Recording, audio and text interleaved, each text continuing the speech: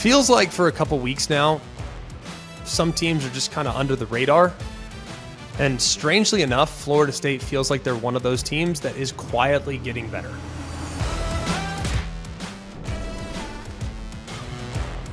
Hello and welcome in. It's a Monday edition of Always College Football. Today is October 16th, and we hope that you enjoy the show wherever it is you're getting the show, whether that's on Spotify or Apple Podcast. If you're on the ESPN YouTube channel, thanks so much for being with us. If you're on one of the podcast platforms, please subscribe to the show and then leave us a rating if you can. It'd mean a lot. Leave us a review if you'd like. That's perfectly fine as well. If you're on the YouTube channel, hit that thumbs up right below the video. We appreciate you being here with us. I'm Greg McElroy. Along with me is Mark Kubiak, Jack Foster, and Jake Garcia. It's been an awesome first 7 weeks of the college football season. We had an incredible weekend with some memorable matchups, some memorable performances, and we broke those down just a little bit, obviously, on yesterday's show.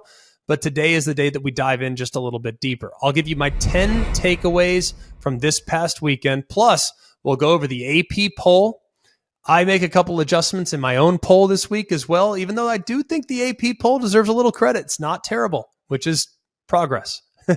Big progress from the AP poll. So we won't waste any additional time. Let's get to that poll right now on Always College Football. AP poll reaction. My top 10 is a little different from the AP top 10, but I got to be honest, the AP is starting to round into form a little bit. I'm not going to say proud, but I'm starting to soften on my take that the AP is just a ridiculous poll. It's not the worst. It's not the best. There are a few changes, however, that I would make. I would still keep Georgia at number 1. Granted, bit of a roller coaster at times this year, and it's been reflected based on their first place votes. The Bulldogs, they're down to 43 first place votes this week. Michigan is up to 16 first place votes. So this has been kind of an up and down for Georgia as far as whether they should be number 1 or if Michigan should be. I'd keep Georgia there for the time being, because while Georgia hasn't played a lot of quality teams so far, their best win actually got worse this past week with what happened with Kentucky. Michigan has really not played anybody. So just on sheer quality alone, I would have Georgia ahead of Michigan, but it's by a pretty tiny fraction. Be really, really small. I'd have Ohio State at 3. Have no issue whatsoever. Their best win got better this weekend with what Notre Dame did this past weekend. Number 4, I'd have Oklahoma. The AP actually has them at number 6. But what's funny to me is that the AP acknowledges Texas as the top 1-loss team. So therefore, Oklahoma has the best win in America. That's according to the AP, because Texas is ranked number 8, whereas Oregon is number 9, meaning that Oklahoma's best win against Texas should be reflected with having them at number 4. Washington, I would have at 5. That's where I think is appropriate. Oregon, second best win in the season this past weekend. The Huskies obviously got it done. We'll talk about it here in a minute. So I would have Washington at number 5. And then at number 6, I'd have Florida State. The AP has them at number 4, but their wins right now, Clemson and LSU. Now, while LSU is looking a little bit better the last couple weeks, still, I would say that the LSU win is not as good as the Oregon win and is not as good as the Texas win for both Washington and Oklahoma, respectively. Therefore, Florida State would be in at number 6. At number 7 would be Penn State. Obviously, playing at Ohio State this week, they're going to have plenty of opportunities to really make a significant impression if they can go to Columbus and get the job done. Oregon, top 1-loss team in my world. And when I look at both Oregon and Texas, I look at their schedule strength, and granted, Texas has a better win than Oregon. With Texas's win against Alabama, I think about which team would I take in a game against each other. What's Texas's biggest weakness? That would be their secondary. What does Oregon look like right now offensively? I think they match up pretty similar to Oklahoma in a lot of ways. But I think Oregon's actually a little bit more balanced and can run the ball with a little bit more efficiency. I think Oregon would beat Texas if they played right now on a neutral site. So it'd be close either way. That's why I have Oregon at 8, Texas at 9. And then in at number 10, the North Carolina Tar Heels. That's their highest ranking since the preseason poll in 2020. They were also number 10 that day as well. So North Carolina, whether it's a blessing to be in the top 10 or a curse, Kubiak will explain why in a minute. That's where I'd have them here in just a minute. A couple other nuggets from the AP poll. But before we get to the nuggets, Kubes, tell us what the problem is with number 10. All right, it's a curse, and I just looked it up a little bit more. So your last two number 10 teams, Washington State and Louisville, have both lost. UCLA and Pittsburgh. But you take a little step further, in the AP poll, the last three number 10 teams have lost. USC, Notre Dame, Utah. So beware, North Carolina. Virginia's coming. Be careful, Tar Heels. I think they'll handle Virginia. If they don't, then I might just be done doing my own poll every week. Might as well, because North Carolina's legit. We'll talk about it here in just a minute. That's a really good football team. Other nuggets of note outside the top 10, Duke's up to number 16. That's their highest ranking since October 24th of 1994. Okay, so we're talking 30 years of subpar football. They're in Durham, North Carolina. They're now in the top 16, and they're looking for their first appearance in the top 15. Of course, they play Florida State this week. If they win that, it'll be their first appearance in the top 15 since 1971. So historical implications for the Blue Devils right now. Notre Dame jumps back into the top 15.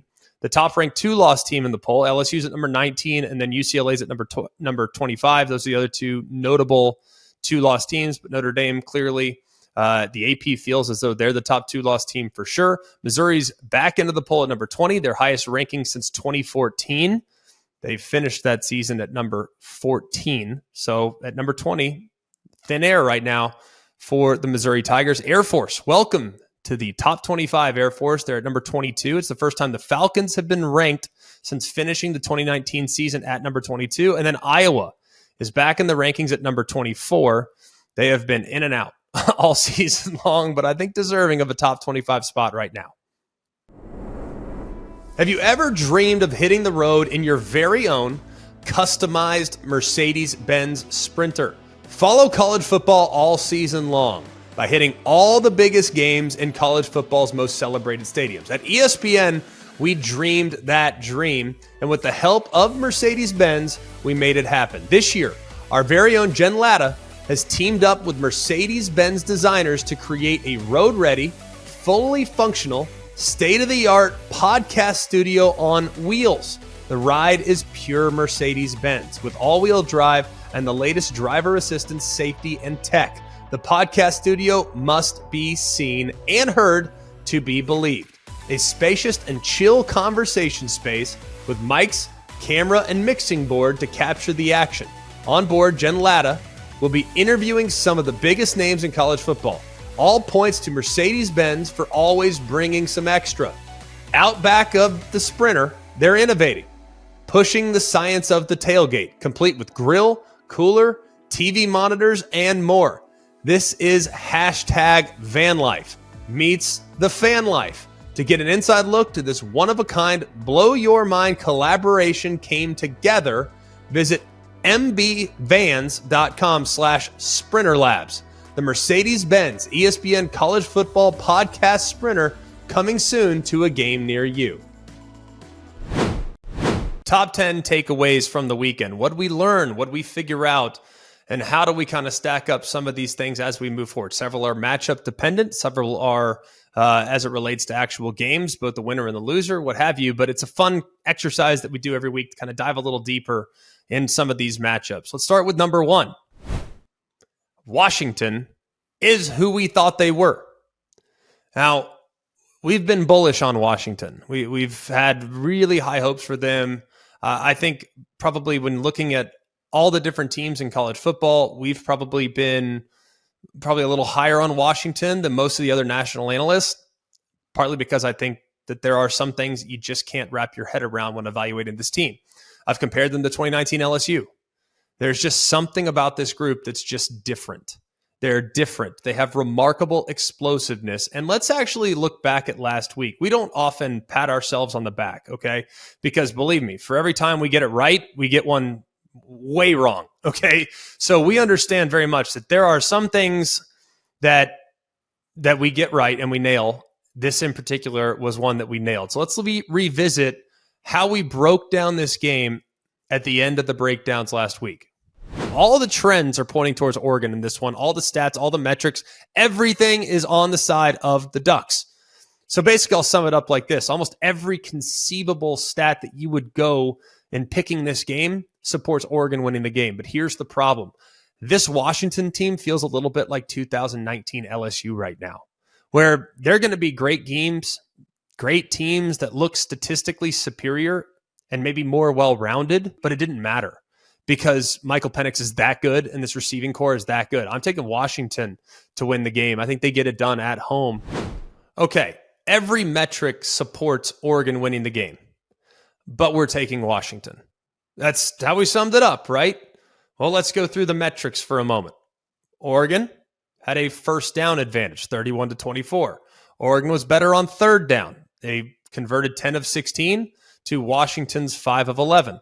Oregon had 540 yards of offense to Washington's 415. Washington also was outgained by over 100 yards. Oregon rushed for 204 to Washington's 99. Oregon was +1 on the turnover margin. Oregon had a 34-26 edge in time of possession. None of it mattered because Washington ultimately won the game. Now, I think this was a really interesting matchup, and we might see it again. We'll contemplate that at a later date. But we know how good Michael Penix is, okay? We know how amazing he is. The guy's unbelievable. And we know his supporting cast is off the charts as well. Rome Odunze and Jalen Polk are absolutely ridiculous. And now you look at what Giles Jackson is contributing as a possible number 3, ultimately in time when McMillan will hopefully get back to 100%. And you have a running back in Dylan Johnson that just went for 100 yards. Granted, it felt like a grind to get to 100 yards. He had the 17-yarder, but there weren't a lot of big explosive runs in the game. This is a really well-rounded offense. Really well-rounded. But it's ultimately going to go as Michael Penix goes. Look, he finished the day 22 of 37, 302, 4 touchdowns and the pick. It definitely wasn't his best day. And he got a little bit banged up throughout the course of the game, and he made the plays that Washington needed him to make when they had to have them. I also think there in the second half, man, there was a moment there in the second half. You know, end of the third, beginning of the fourth. Obviously, they had a lead for a moment, so it felt pretty comfortable. I didn't like their play calling. Like, I love Ryan Grubb. I think Ryan Grubb's one of the best offensive coordinators in America, but I thought there was a moment there, really in the final, 3 or 4 possessions, when I just didn't like what they were trying to do. It was like 1st and 10, they'd run it, and then it'd be 2nd and 8. Michael Penix would throw it deep. They'd be 3rd and 8 because he'd missed the throw, and then they're off the field because they can't quite get to the sticks. And you got to give a ton of credit to Oregon.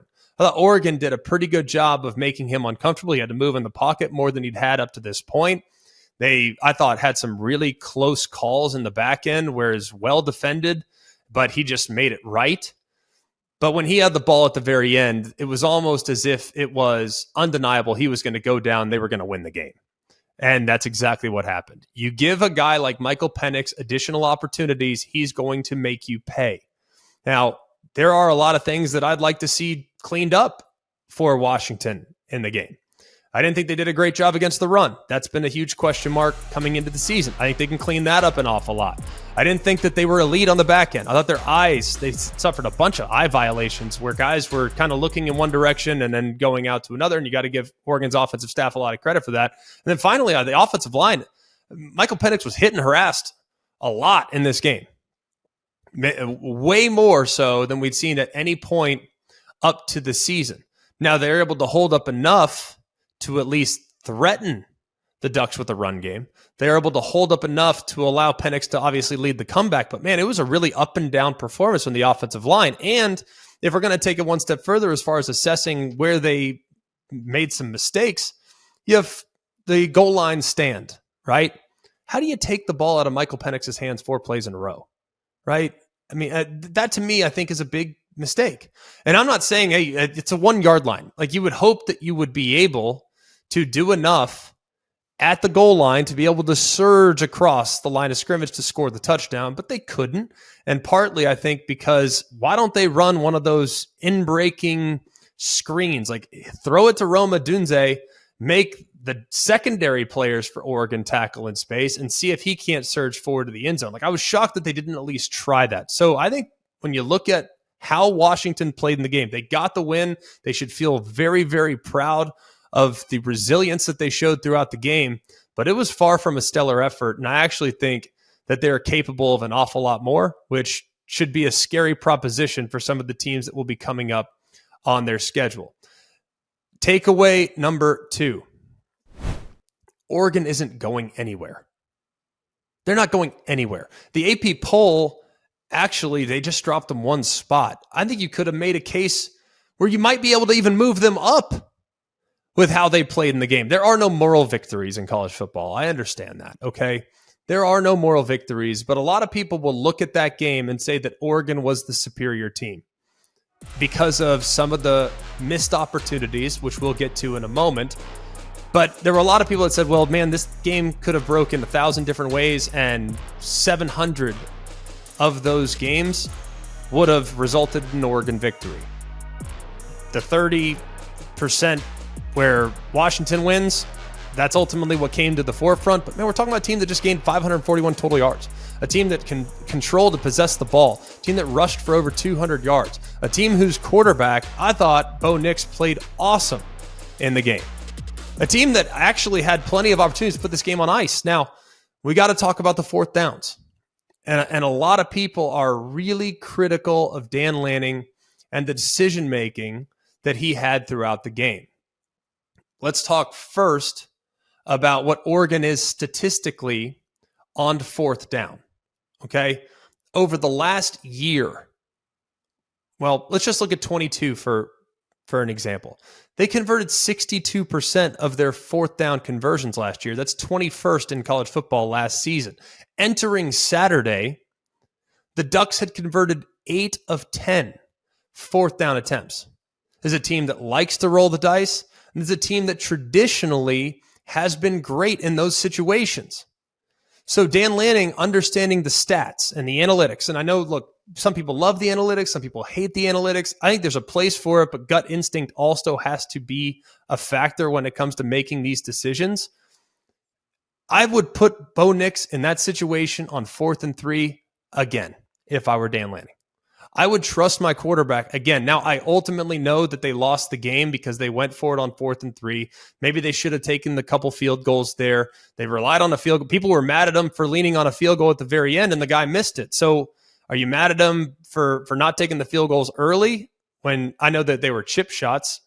And then you're mad at him for trotting the field goal kicker out there late. I guess it's just, I think it's easy to poke fun at their shortcomings. But the reality is this for Oregon. In the last 2 losses against both Oregon State and this past Saturday against Washington, they're combined 0 for 8 on fourth down. So they can move the ball. They can get within striking distance. But if you stop them and get off the field in fourth down situations, they're going to lose. So I think that when you look at the 0 for 3 performance in fourth downs this past weekend, that was ultimately what was their demise. I still, though, would have done the exact same thing that Dan Lanning did. I would have. I know that it's easy to look back and say, well, it was the wrong call. It was the wrong decision. I trust my quarterback. I trust my offense. And to be honest with you, on 3rd and 2 there at the very end, that was the more troubling down. Really, 2nd down, they had it tackled, bottled up for a loss on the play. They somehow find a way to get to 3rd and 2 to make it a little bit more manageable, and it wasn't to be. But if you look at where they're at and just what they have from a quality at wide receiver, a quality at quarterback, I think Bucky Irving is amazing, man. Probably one of the best players in college football that doesn't get the credit that he deserves. The pass rush had an impact on the game. I think the secondary did a pretty good job. I mean, when you look at just how wide open Oregon's receivers have been in every game, Washington's receiver had been in every game prior to Saturday, you would understand that was actually a pretty decent performance defensively from the Oregon Ducks. It just wasn't enough. But if they played that game again and they can get just one of those fourth downs to go their way, remember, this is a team 62% last year, and they were 80% coming into the game. They had 0 for 3. You get just one of those and you roll the dice like they have every single time since Dan Lanning's been the coach. More often than not, you're probably going to make those plays.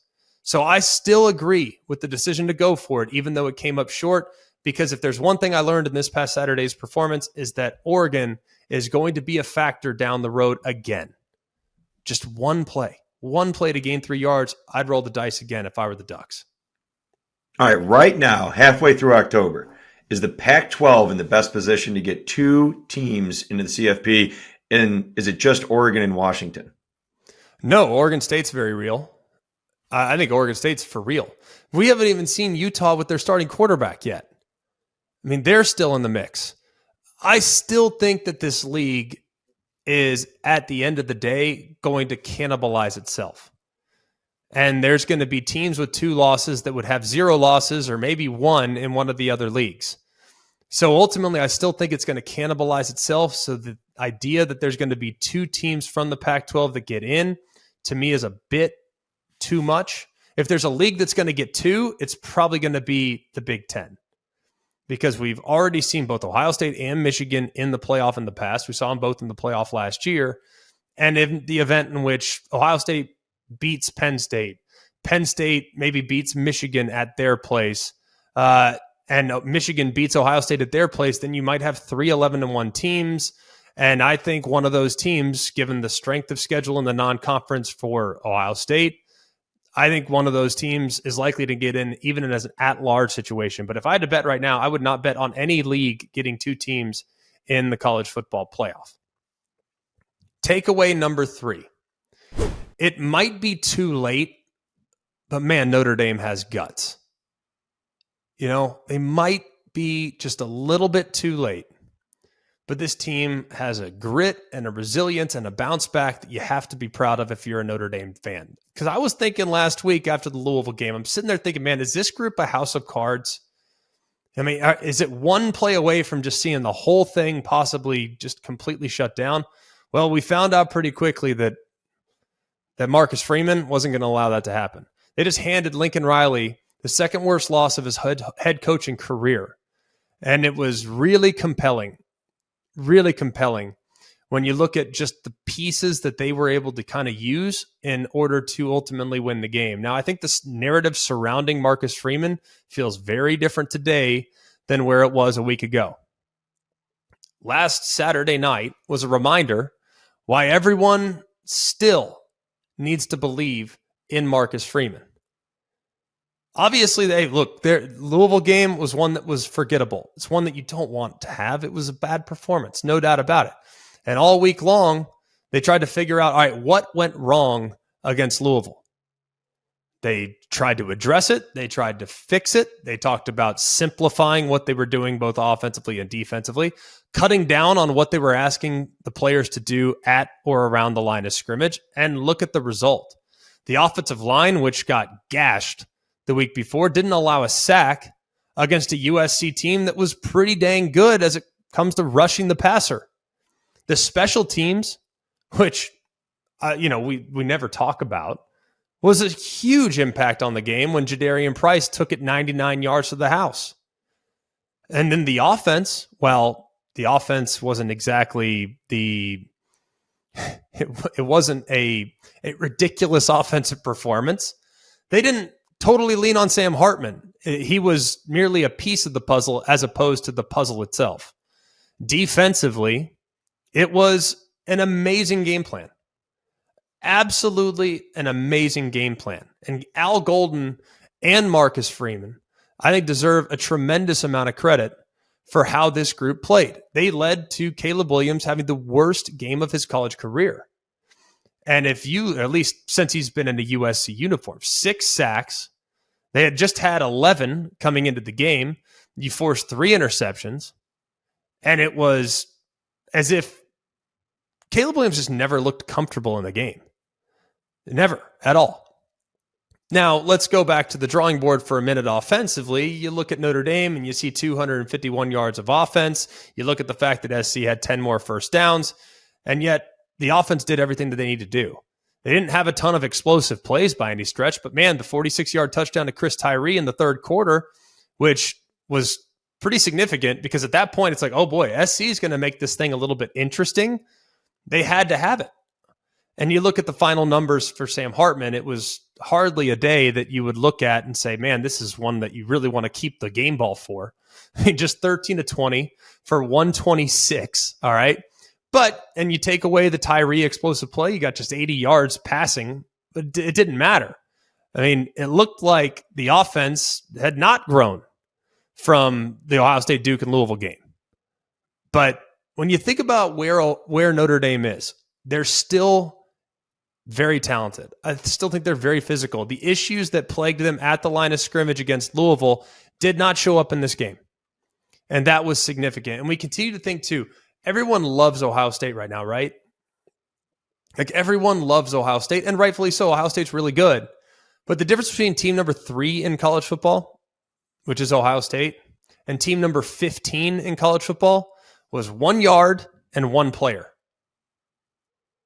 Because if Notre Dame has 11 guys on defense that day, and they don't let Chip Trainum run right where the defensive end was missing and score by about this much, they win the game.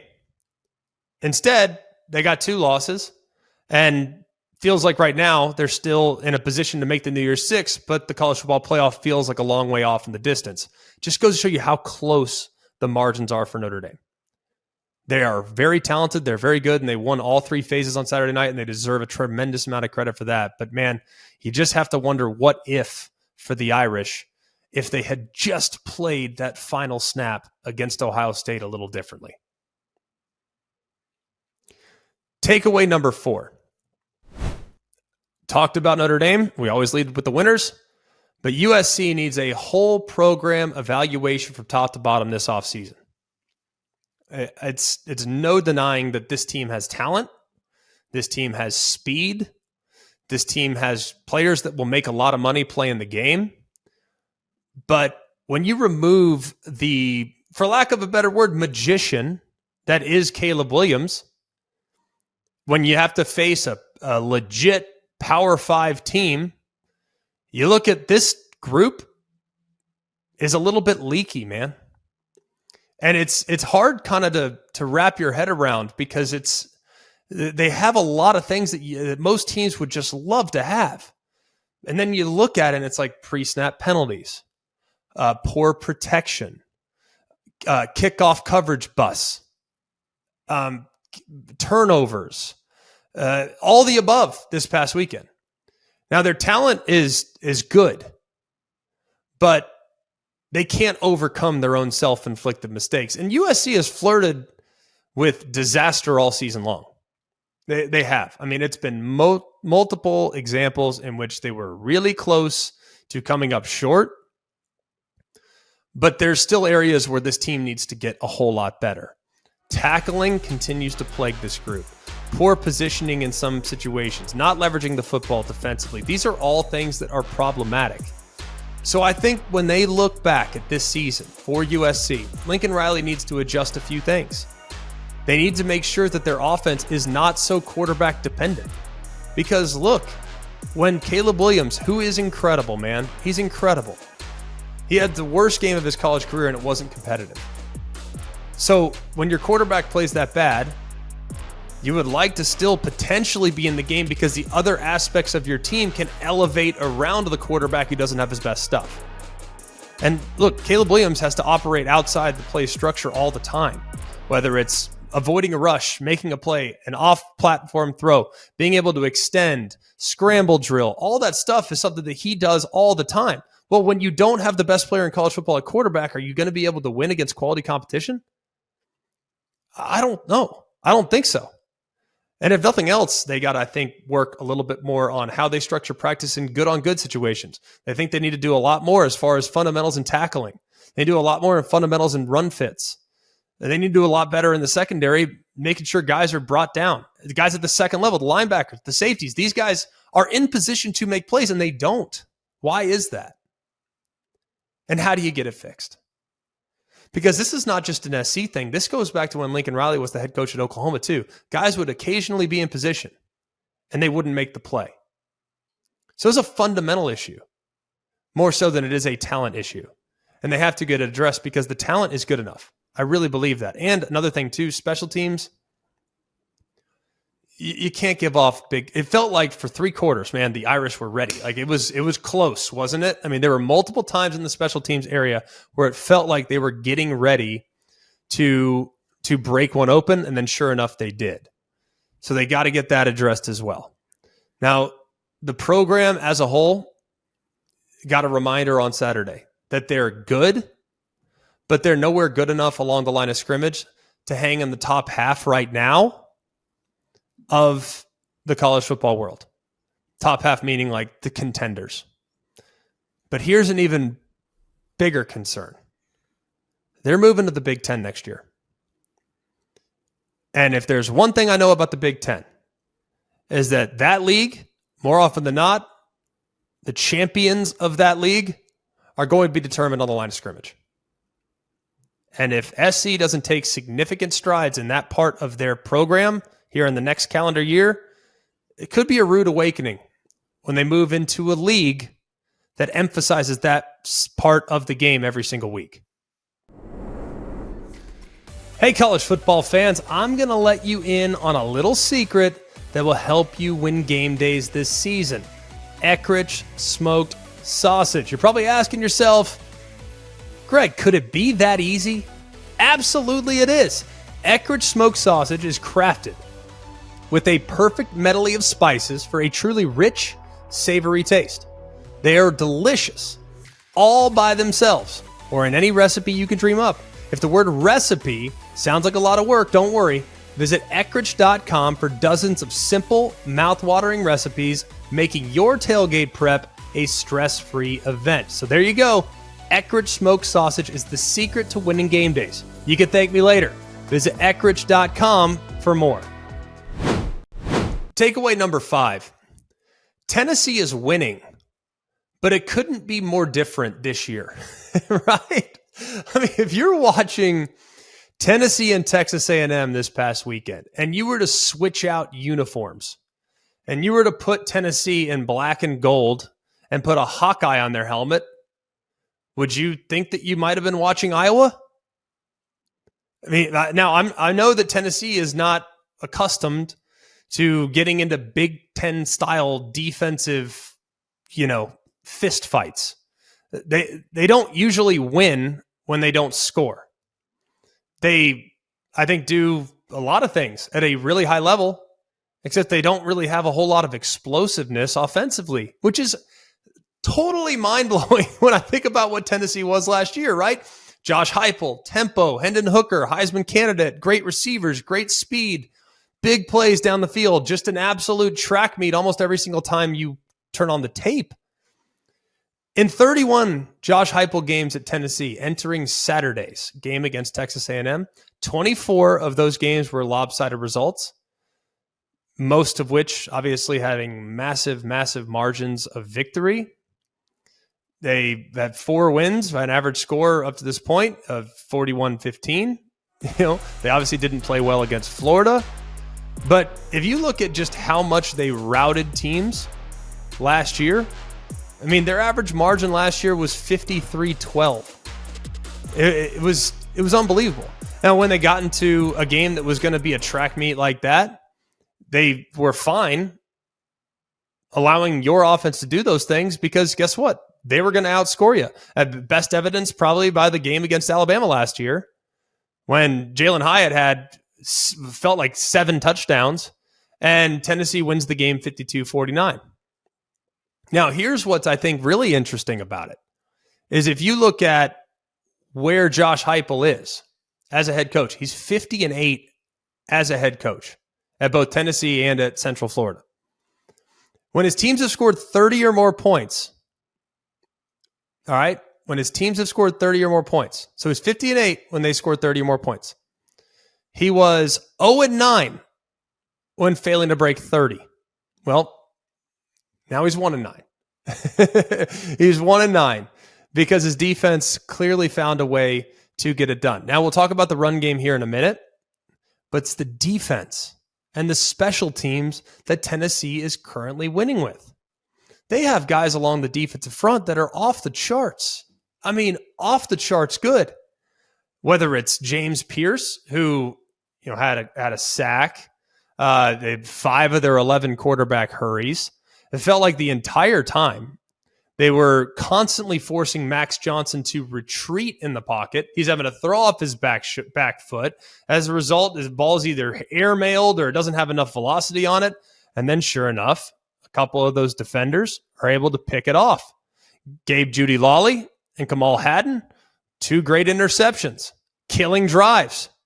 I think you look at the words that Josh Heupel actually used to describe his team's performance. He used the words relentless and dominated. I'm not sure I could think of 2 more appropriate words when looking at how his team played in the front defensively. Now, I think if you look at the offense, there's a lot of issues. There's a lot of issues right now. But they just went against the best rushing defense in the SEC. And they ran all over them. Now, obviously, the passing offense is something that's a huge issue. Now, the scheme is going to, I think, create a lot of issues and conflicts for opposing defenses. And you're going against a top-tier defense like A&M, and you're able to, run for 230. I mean, 136 for Jalen Wright, doing that on 19 carries. Probably could make a pretty strong argument that he needed more touches. But Jabari Small and Dylan Sampson obviously factor in the game as well. And then what they did in special teams, Jackson Ross, he gets a ton of credit. He punts the ball down inside the Aggies' 5-yard line midway through the third quarter. They are going against the wind, so if they can just get off the field after D. Williams drops it there, if they can just get off the field, they're going to be in great shape. Well, boom. They punt the ball. It's at like the 30-yard line. They're able to corral it, make a guy miss, and out the gate. So I think the special teams were probably the biggest key in the game, especially in the third quarter when they were playing a lot of ball control and they were playing a lot of field position, man. The passing game has to get sorted out. Right now, it's just not where it needs to be. Compared to where it was a year ago, it's nowhere near where it needs to be. They entered last week's game 68th in the FBS and 12th in the SEC throwing the football, ahead of only Kentucky and Auburn. Their efficiency rating is subpar. And I would imagine that it's probably not, I haven't looked at the numbers today, but I would imagine it's probably not going to be improved by 11 to 22 for 100 yards. And obviously the touchdown pass to Jacob Warren, but the interception in the end zone was a bad decision. So the passing game has to get going for Tennessee at some point. But man, you have to be impressed with the way they won this game this past weekend with special teams and defense, because that was not a game that they would have won a year ago. They found a way to get it done because of how improved that side of the ball is, and the third phase being a huge factor as well. Tennessee is 4-5 on the road under Josh Heupel in SEC games. They have 3 pretty big away games coming up at Alabama, at Kentucky, and at Missouri. How confident are you for Tennessee fans that they can get a winning record out of those 3 games? Ooh, a winning record? I don't know if I feel super confident about a winning record. We'll, of course, break down the third Saturday in October a little later in the week, but I think it's really encouraging. And I know that Tennessee fans might not feel this way. I think it's really encouraging to have more than one pathway to victory. I feel like often, and we're going to get enamored, and we've talked about this in the past, like if your passing attack is unbelievable, then you're going to get boosted up because of how scary you are to play. That's why everyone's like, oh man, look at LSU. Look at LSU. LSU's an offensive juggernaut. Well, Tennessee's not that way, but I do feel like last year the game had to go a certain way for them to win. This year they can find different pathways to victory. So for instance, if the starting point, let's say Knoxville, you're driving from Knoxville to Atlanta. Okay. There's a bunch of different pathways. Let's say Knoxville is the start of the game, Atlanta's the victory. Just using the SEC championship game as the ultimate destination. There's a bunch of different pathways. You can go over through Chattanooga. You can go down through Alabama. You can get on I-20 and go east. Like last year, Tennessee had to go one direction to victory. They had one pathway to victory against top-tier competition. Now I think they can go a bunch of different ways. So the roadmap for Tennessee moving forward, I think, is going to be interesting. If they can get that passing attack going, this team could be really dangerous, really, really dangerous down the stretch. Number 6, Texas A&M's roster does not currently match the results. It just doesn't. Now, you look at where the Aggies are as far as composite rankings, and 247 does the composite, and a bunch of other places do basically the team talent rankings. Well, in a lot of these rankings, they are a top 4 team as far as their personnel. But you look at just their philosophy, they don't get a lot out of that personnel. You look at Oregon and Washington, like how often they're going for it on 4th down, how aggressive they are. They're calling timeouts, trying to steal possessions, trying to steal points at the end of the half. There's been multiple times this year where the Aggies aren't really in a position to do that, don't want to do that. Like, hey, we'll just take the lead. We'll take timeouts to halftime. Like, they got to start, I think, being more aggressive. Just philosophically, the game has changed a little bit. And now, whether it's analytics driven or being aggressive, you have to be willing to adjust. And right now, Jimbo Fisher is not really wanting to adjust. Since he's arrived at Texas A&M, the Aggies are 0-8 on the road against top 25 teams. That's actually their 8th consecutive road loss against all opponents. And the last time the Aggies won a game on the road was October 16th of 2021 against a very, very average Missouri football team.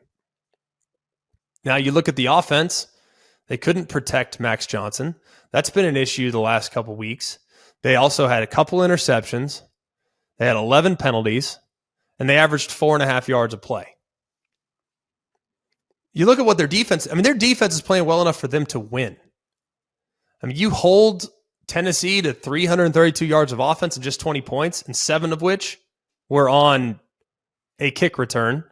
You had short field a couple times. Defense able to force the field goal there at the end to at least give them a chance. Their defense did enough to win. But the offense, man, is continuing to hold them back, and partly because the offensive line is an issue. It's continuing to be an issue and has been for a really long time. Like, you have bad snaps. You had you look at Max Johnson. You thought, well, maybe after Connor Wigman got hurt in September, maybe Max Johnson isn't that much of a drop-off. Wigman was playing great football, and it's tough to put a backup quarterback in there. You lose your starting quarterback for the year, it's going to be hard. It's going to be hard. I don't care who you are. It's going to be difficult.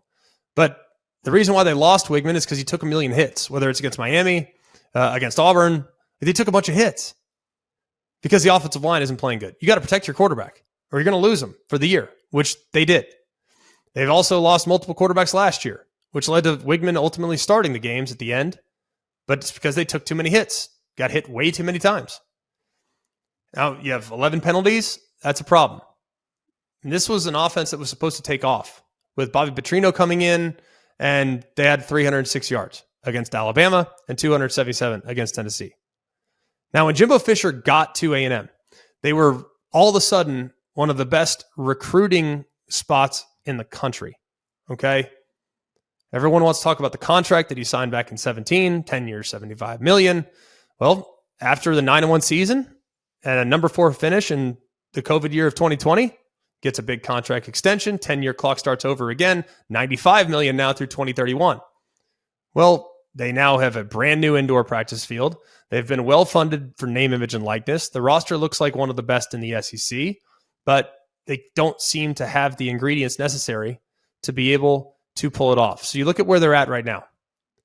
43-24 is Jimbo Fisher's record. Kevin Sumlin, granted, Kevin Sumlin had Johnny Manziel, and people always like to put back and say, well, look at Kevin Sumlin's games record through 67 games. Well, if you had a Heisman Trophy winning quarterback, I would imagine that Jimbo Fisher's record would probably be a whole heck of a lot better. But since the start of 2020, or since the end of 2020, that was when he peaked. They're 17-14 overall and 8-12 in SEC play. It's starting to kind of become a little bit difficult to forecast when will A&M break through. Now, you also have to take into account this is not a program that has just had consistent sustainability at the top of college football for a really long time. They haven't won a conference championship anywhere since 1998. That was the third year that they were in the Big 12. So while I think Jimbo Fisher's tenure has been frustrating with highs and lows, this has been a program that has not often had championships in the modern era. But man, it's just disappointing to see this team continuing to underachieve. And this past Saturday was a difficult one to stomach if you're an Aggie fan. Yeah, what's the patience going to be like? I mean, from the administrations, from the fans, you made all the comparisons. You even said they haven't won much since 1998 on like that high level. Expectations, patience, how long does he have? I can't answer that question. I really don't know. I talk to people in Aggie land, and some people say, yeah, we're fed up. Other people say we're patient, still young, had some growing pains, have had some tough circumstances. Well, man, it's getting to the point where it's put up or shut up. Like, it's time for them to take a step. And it's time for them to start playing up to their potential, because the talent is there. But the potential, being accused of having potential that's not reached, is not something you ever want for a program. Takeaway number 7. Feels like for a couple weeks now, some teams are just kind of under the radar. And strangely enough, Florida State feels like they're one of those teams that is quietly getting better. They've now won 12 consecutive games. They completely destroyed the Syracuse Orange. I mean, completely destroyed them with an explosive offense that was just ridiculous. They averaged 9+ yards per play on first down. Syracuse, conversely, averaged 4.2. Now, that I think is pretty dang impressive. They were in obvious passing downs only 25% of the time, meaning they were behind the sticks and off schedule 25% of the time. That's a great situation to be in. A great situation to be in. 12 explosive plays. Those 12 explosive plays turned into 346 yards of offense. And you look at their weapons, man. And we kind of talked about this on yesterday's show.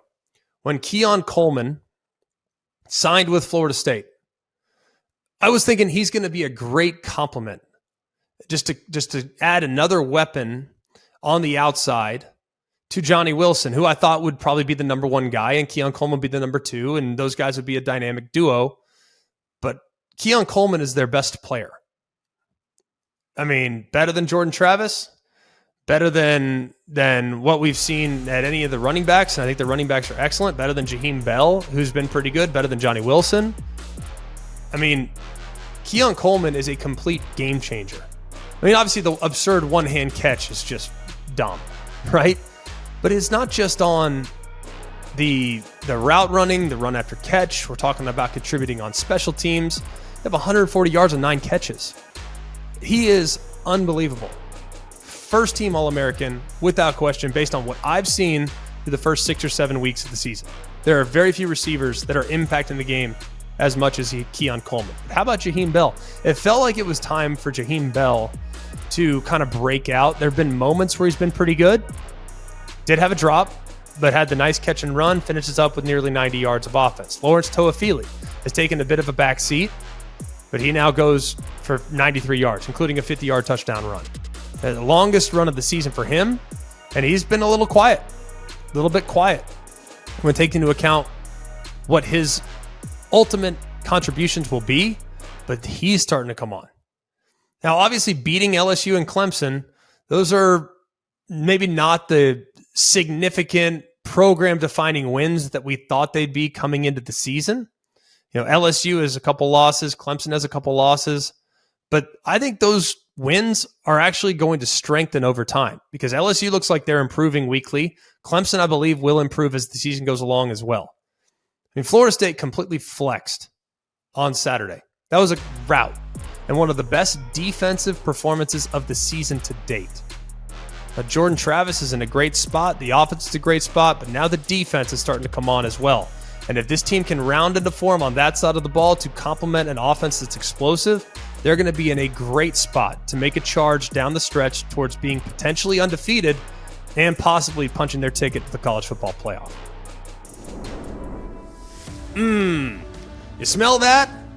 That's the scent of fresh turf and freshly cracked Dr. Pepper, which can only mean one thing. It's college football season. So block off your Saturdays and swipe a sweet Dr. Pepper from the mini fridge because there's a new season of high kicks, long throws, and Fansville commercial breaks to carry you all the way to the West Coast games. That's right, the fans are back, and this year things are heating up.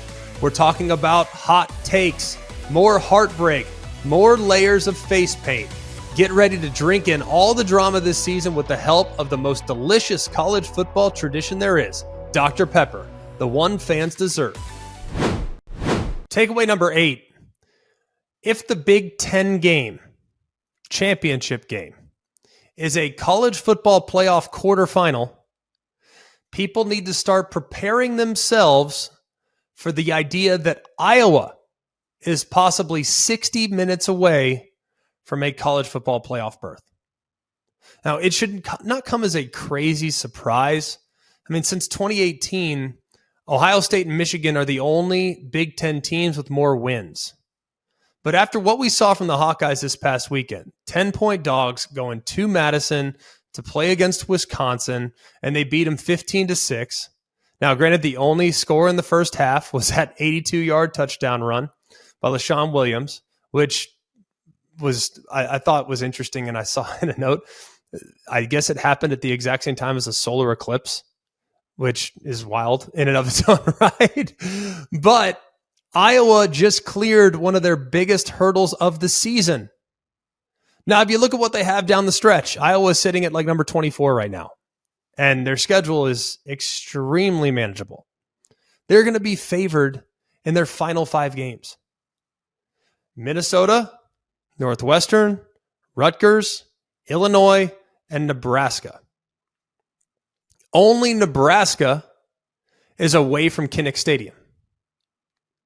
And only Rutgers, which was in a real hole this past weekend, they rallied obviously in the fourth quarter to beat Michigan State. Only Rutgers amongst that group has a winning record at the moment. Now, I know a lot of people are going to look at Iowa and kind of roll their eyes because if you look at where they're at right now, they've scored 146 points this season, 16 of which have come from Phil Parker's defense. And I know a lot's been made of Brian Ferentz and the drive to 225 or whatever it is. They're going to have to average a lot of points down the stretch for them to ultimately eclipse that total. They have to score 25 points per game, or Brian Ferentz's contract expires, but it should be noted that doesn't necessarily mean that he's going to be fired. It was a pretty black and white stipulation within the contract that I don't think is, a huge deal breaker. I said drive to 225, it's drive to 325, excuse me. But it's become weekly fodder, and everyone continues to poke fun at Iowa's offensive ineptitude. But isn't the goal to win the game? Like, I understand that it would be really fun, I think, for Iowa's fans and for college football fans to see Iowa running an offense that would lead to them maybe making more plays downfield or maybe taking more risks or being more explosive. All these, like, that'd be a great thing. I would love to see it. I would love to see them play in a style of attack that might be a little bit more of the modern era. But the goal is to win the game. And they know that their best attribute is the defense, and they're going to play complementary football. So if they have to win games 15-6, who cares? Because ultimately, the only stat that should matter is the 1 in the win column. So while we're looking at a situation right now, I think it's a very strong possibility that we are going to fast forward to the end of the year, and Iowa's going to be 11-1. Now here's the problem. Iowa, even if they are 11-1, and let's say in the magical world they win against the Big Ten East champ and win the Big Ten, will it be enough? Probably not. Especially if one of the teams they're being compared to is Penn State. Because Penn State blanked them 31-0. So just get ready. Iowa's not going anywhere, and they're going to be a very polarizing topic as we move forward in the college football season. Number 9, RIP Colorado. Love you, appreciate you. There's a lot to be made of how Colorado has rebuilt their roster There's a lot to be made with the progress that was shown there in the early part of the season. But having sitting up and watched the 29-0 lead evaporate, the biggest collapse in school history, and leading to ultimately a 46-43 loss to Stanford in double overtime, it was pretty scary. Now, Shedeur Sanders continues to do some awesome things. Now, they, unfortunately, when you have a 29-0 lead, it'd be great if you could run the football. Well, the running back position, 21 carries, 81 yards. The offense had a couple punts, a couple turnovers on downs, and then you look at the possessions in the second half, wasn't good. Wasn't good whatsoever. They are 130th nationally in yards per carry. It's not good. The thing that's most eye-opening is that thought Travis Hunter coming back would make up a huge difference. And you look at some of the biggest plays of the night, it looked like Stanford was running the same play over and over again if you actually watch it. Like Alec Iomanor, who had the school record with 294 yards, 3 touchdowns on 13 catches. All in the second half. It's insane. But not being able to run the ball, man, is what ultimately is killing Colorado right now. Now, they're off next week. But if you look at what they have down the stretch, 3 of their next 5 games are on the road. If Colorado had held on and beaten Stanford, they would have needed to beat Arizona and Boulder in their home finale on November 11th to secure a bowl bid. Now, it's looking like that game might be a difficult one to win, especially after what Arizona did last week. And Colorado still doesn't have a win against a team that's currently ranked. You got UCLA on the road. All right, you got Oregon State a week later. Then you get Arizona at home. And it closes the season with a trip to Washington State before traveling to Pac-12's reigning 2-time champion, Utah, to close the regular season.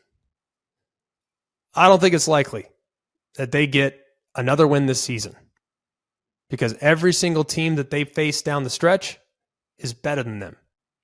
Can they pull off an upset? Sure, but going bowling, looking highly unlikely for the Colorado Buffaloes right now. Takeaway number 10.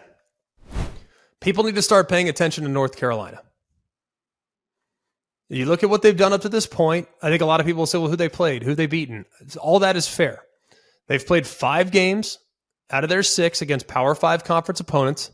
Not many have been very good, but the game against Miami is without question their strongest win to date. And it's their 5th win by double digits this season. Now, they had one-score game, and that was against Appalachian State, in what was a weird game, by the way. They ultimately got the win against App State, but outside of that, man, things are looking really solid. And you look at the game against Duke coming up here on November 11th, they're going to be in a position to possibly be 11-1, 12-0 at the end of the season. Now, a lot of meat left on the bone, a couple road trips late. It'll be difficult for sure. We're talking about a team that scored at least 31 points in every game this year, 40 or more in all 3 games against ACC foes. And Drake May is starting to really play good football. Had some turnovers early in the season, 4 picks in the first 3 games, but he is rounding into form. In the last few games, 8 touchdown passes against 0 picks in the last 3 games. And the addition of Tez Walker is going to open things up drastically for this North Carolina offense. He's a game changer. He's going to play the outside receiver, and we now know that if left in one-on-one situations, he will take over the game. Did so this past weekend, 3 touchdowns. The first touchdown was on a little seam route. They tried to double McCollum there in the slot. He bends right in between them, hits it for a glance touchdown. All right, 3rd and 20. They run zone coverage. He splits it, the knife dagger concept, catch and run, house. He's just getting started. 2 weeks ago, he was thrust into the lineup after finding out he was eligible on Thursday. Didn't even know the offensive game plan. They basically had to tell him, hey, Tez, run this. And he ran that. Still had 6 catches in the game. Had one of the most acrobatic catches of the weekend on the sideline. So now that he actually knows what he's doing, is developing a rapport with Drake May, that's going to really open things up. Nate McCollum's still going to be excellent in the slot. They still have really good weapons at tight ends. I think J.J. Jones at wide receiver is also a really good piece to be your number 3 wide receiver. And if Kobe Paysor can come back from the injury, he missed last week, going to be out for a little bit, but if he can come back, now you have 4 really dynamic wide receivers, 2 really, really good tight ends, and a run game featuring Amari and Hampton. That's going to be a huge issue. They have 2 running backs in Amari and Hampton and British Brooks that are 220, 225 pounds. These guys will pound you. And while the offensive line, they're not road graders, their running backs make them right more often than not. And then defensively, the sack totals may be a little inflated by what happened in week 1 with 9 sacks against South Carolina, and they've come back to earth a little bit. But this group on the edges of the defense is really good. Kamen Rucker, all ACC player without question. They have 2 linebackers off the ball that are off the charts good, and the secondary is looking better and better with each passing week. People need to start paying attention to North Carolina because this is not a team that has benefited from a manageable first half schedule. This is a team that can play you in a physical game. They can play you in a track meet. They have one of the nation's best players at quarterback in Drake May. They have a defense that has improved drastically from where they were a year ago. We're going to fast forward to the end of the year, and this team's going to be a player and a factor when it comes to the overall rankings and teams that could punch their ticket to the dance.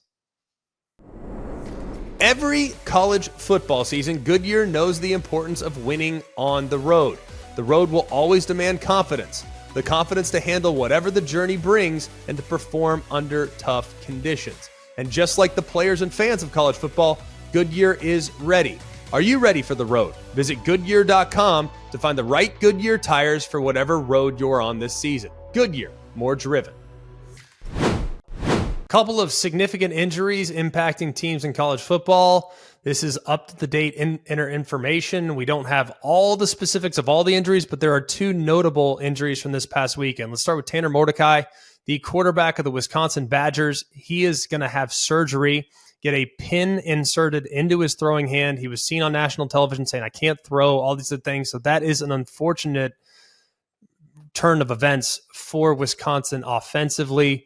He was not playing great football by any stretch, but he, of course, is the most experienced quarterback that they have on their roster at the moment. So hopefully he can get back at some point here in the near future. Have not seen just yet whether or not this is a season ender. I had surgery on my throwing thumb where I had 3 pins put into my throwing thumb, and it resulted in a 12-week injury.